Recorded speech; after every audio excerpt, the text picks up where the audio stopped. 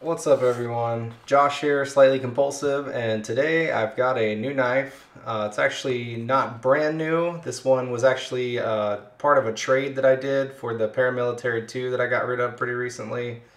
More on that later, but I traded my PM2 for this Protech Malibu. This is the blue aluminum version with 20 CV steel on it. So let's go ahead and open this up and check it out. Kind of stuck here. There it goes. Alright, so this was sent from somebody that I met on Facebook through one of the buy sell trade pages. And you know, sometimes I can be pretty skeptical about secondhand knives, but this one actually came in and it was in good condition, so I'm pretty satisfied with what I got in trade for that PM2. But he sent it with all the original packaging. So let's just go ahead and open this up. I'll show you more about this knife. I've been wanting one of these. Actually, it's funny, I wanted one, but I was on the fence about actually purchasing one, so trading for this actually worked out really great for me. But as you can see, this is exactly how it came to him. He didn't get rid of any of the original stuff, minus I think the sticker that probably came with it, which is cool with me. I've got lots of slaps and I've got them in a drawer that I plan to use one day that never really seems to come around. So here it is. This is again the Protech Malibu flipper. It's got a button lock, aluminum scales. These are blue. I don't have another blue knife, and blue is one of my favorite colors. So for me it was kind of an easy trade. I wanted one of these, and this one came in a pretty cool colorway. So let's go ahead and open this up. And the action on this is really nice. Let's see, I'm pretty sure it comes with ball bearings. Just double check on my phone. Yeah, so it's got a ball bearing pivot system in here, which helps with the action, making it really smooth. It looks like inside this is a linerless knife. You can correct me if I'm wrong, but I don't see a liner in there. Looks like it's just two aluminum pieces for the frame, all built around this ball bearing pivot system. It's got a plunge lock or button lock, and I don't know if you can hear that, but it does have a little bit of button stick. Now, it's not anything that makes me dislike the action on it. It doesn't really bother me. In fact, in ways, I guess you could say a little bit of button stick is okay because it kind of helps give a little bit more resistance. So maybe if you're somebody that's concerned about a button lock opening up in your pocket, just having that extra click resistance just kind of helps out. Aside from that, the spring in there feels like it's got quite a bit of good pushback.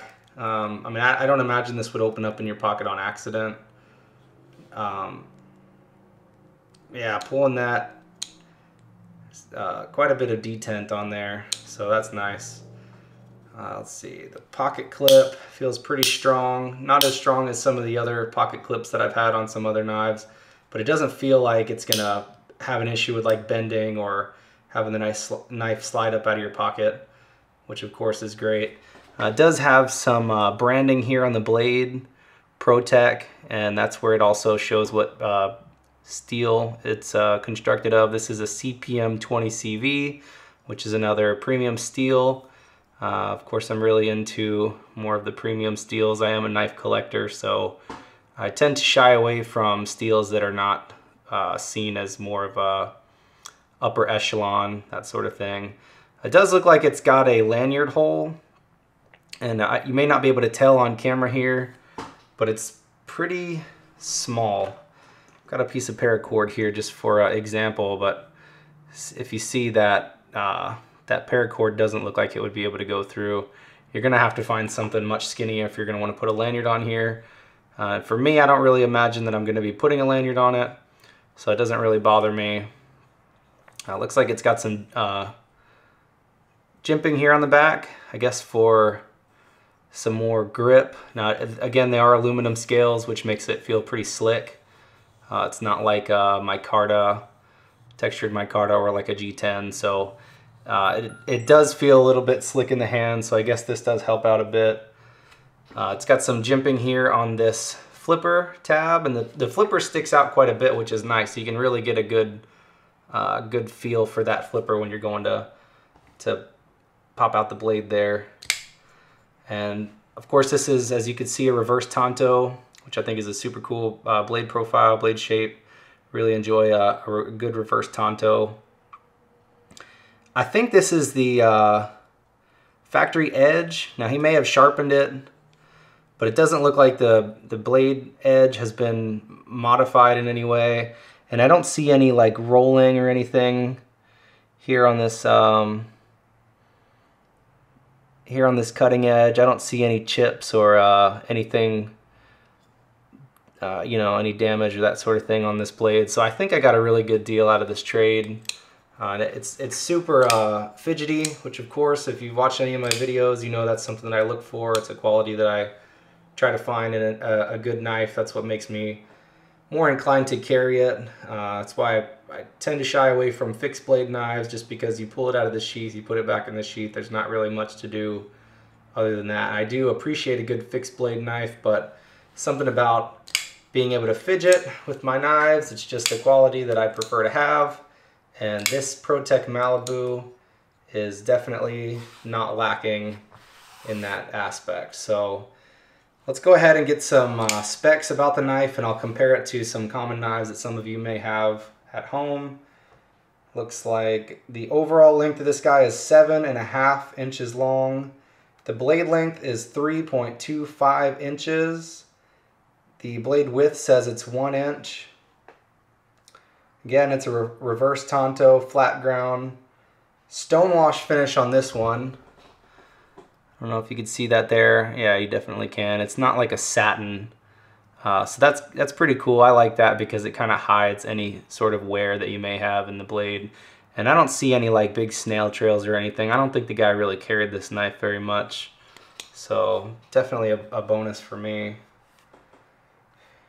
The handle length is 4.25 inch. So if you can see, I've got a medium large grip. It fits really nicely in there. There's a little bit of length on the top and the bottom of that sticking out. So it's not too small, but for me it's also not too large of a knife. The handle width is 1.125 inch. Handle thickness says it comes in at just under 1/2 inch at 0.48. Again, aluminum scales. The weight of this guy says it's coming in at 2.99 ounces. That comes from the aluminum. Aluminum is a really lightweight material to be using, so super cool. The clip is non-reversible. It doesn't have any adjustability at all, so this is going to be a right side tip-up carry. There's no way to get around that. Of course, this is a manual knife. It's not automatic. Just because it's got a button doesn't mean it's going to have sort of an automatic opening. It is just a flipper style open. And with this one, there's not really another way to open up the knife other than like pushing in on the button lock, the plunge lock, and sort of rotating your wrist around using momentum to open it up. Let's see, anything else on here? It says country of origin USA, which is cool. It's not like a Chinese made knife, which typically means that it costs a little bit more. Just because it's made here in country. I am from USA, so for me that's a bonus. I don't have a whole lot more to say. I'm just going to show you guys some other knives that I can compare it to, so you guys can kind of get an idea again of size reference. I've got a drew a blank here, Benchmade Bug Out, and I will also use the Wii Banter just for size reference, so you guys can see what we're dealing with here. As far as comparison between the Bug Out and the Malibu, these look like they're identical as far as handle length. I'm going to go ahead and open them up. Probably right about the exact same length here too while they're open. Yeah, these look like identical in size. So if you have a Bug Out and you're curious how big the Malibu is, this is like nearly the exact same geometry as far as length, even width, that sort of thing. So that should give you a pretty good indication of how big this is. I know sometimes people look up lengths and stuff online and it's hard to get a good gauge for what you're actually getting. If you do have a banter and you don't have a bug out, here's another one to compare to. The banter is definitely smaller. It is thicker this way, which I mentioned in my Wii Banter unboxing. You guys can check that out. I'll put a link up here at the top. But I mean, even cutting edge, handle length, all that, this Malibu is definitely larger of a knife, although this this Banter is going to be thicker. I mean, if I put that over there, it pretty much covers up the whole thing, minus the fact that, again, the Malibu is a bit longer. Sorry, I'm kind of fumbling up my words here. But yeah, super cool knife. I'm gonna go ahead and put this one away. Show you guys some more shots of this thing. That's pretty much it for this video. I think this is a super cool knife. I'm pumped that I got it here in my collection. Looks like I got a good deal as far as something that's in a good quality, in a good shape. It wasn't used and abused. So very cool. If you have any questions about the knife, go ahead and leave them down in the comments below. If you liked the video, please give me a thumbs up. And if you enjoy watching content like this, consider subscribing. Thanks for watching.